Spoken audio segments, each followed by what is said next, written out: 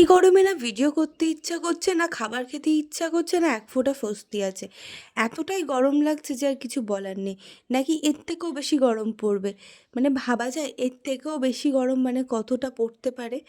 তো hello everyone, আমি সুপর্ণা আর আমার একটা ছোট্ট ভিডিওতে সবাইকে অনেক অনেক স্বাগত। বৃহস্পতিবারে পুজো দিয়ে নিচ্ছি আর ঠাকুরকে পুরো ফুলে ভর্তি করে দিয়েছি, কারণ প্রচুর প্রচুর ফুল হয়েছে।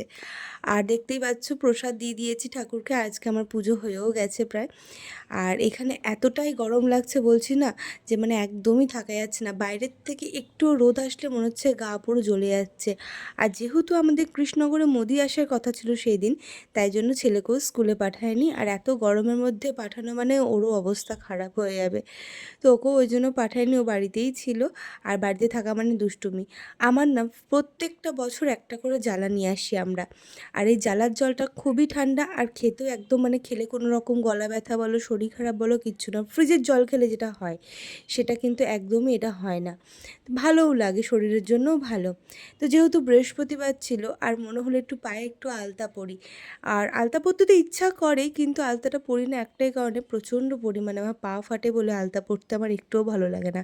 আর পরলে দেখতে ভালো লাগে, তারপরে যখন জলে ধুয়ে উঠে যায় তখন একদমই দেখতে ইচ্ছা করে না।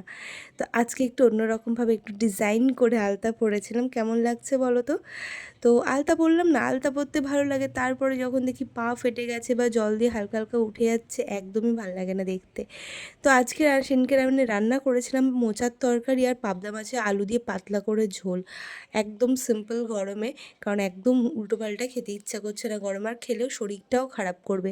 আর বাড়িতে একটু কাজ চলছে ছোট করে, এই জন্য জানি না মানে ঘরে যে কোথা থেকে এত নোংরা চলে আসছে, মানে কিছু বলার কথা না। কাজ হচ্ছে সে তো আসছেই, আর তারপরও মিস্ত্রি চলে যাওয়ার পর ঝাড় দিচ্ছি, তারপরেও সে নোংরা যাওয়ার নাম নিচ্ছে না। মানে এত নোংরা, এত ধুলো, আর গরম পড়লে এত ড্রাই হয়ে যায় সব, ওই জন্য আরও বেশি মনে হয় ধুলো ওড়ে। তো ছেলের যেহেতু পড়াও ছুটি ছিল, সন্ধ্যার থেকে ওকে পড়তে বসিয়ে দিয়েছি। আর বাড়িতে মানে গরমে মানে কিচ্ছু ইচ্ছা করছে না, দুটো করে পাখা চালাচ্ছি, তাও মনে হচ্ছে গরম পেছন ছাড়ছে না, এতটাই বেশি গরম লাগছে। তো এখানে মটর ভিজিয়েছিলাম, আর বর দেখছি কাজ থেকে আসার সময় প্যাকেটে করে কিছু এনে একটু বেসিনে রাখলো। তো দেখছি একটুখানি চর্বি এনেছে। আর তারপরে দেখো বাইরেরটা দেখছি, চা বসে একটু বাইরের দিকটা দেখছিলাম, তো গাছের ফাঁক দিয়ে চারদিন মামাটা এত সুন্দর লাগছিল দেখতে, যে কি বলবো। আর এই গরম যতই পড়ুক একটুখানি চা মনে হয় সকাল বিকেল একটুখানি খায়। আর এখানে দেখো তাড়াতাড়ি করে রান্না করে নিচ্ছিলাম, এতটাই গরম লাগছে ওই জন্য আগে তাড়াতাড়ি করে আগে রান্নাটা করে নিচ্ছি।